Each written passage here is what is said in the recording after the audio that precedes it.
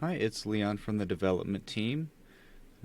A recent update to the system has added the ability to create posts to your Instagram story. You want to make sure to navigate to the gear icon and connect any Instagram business accounts that you have, which will have you log into Facebook. Uh, you'd end up going to the Facebook page and linking um, your Instagram, your business Instagram. It may also have you additionally verify it as well, something to look out for.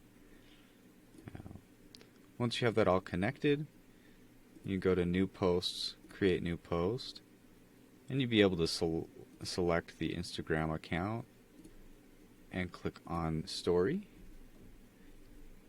You would then upload your images and videos from these icons, and then you can click on this drop down to schedule the post or send it immediately or send it for approval.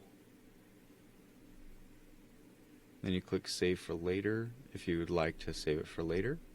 For more information about using the system to post Instagram stories, just look it up in the help library.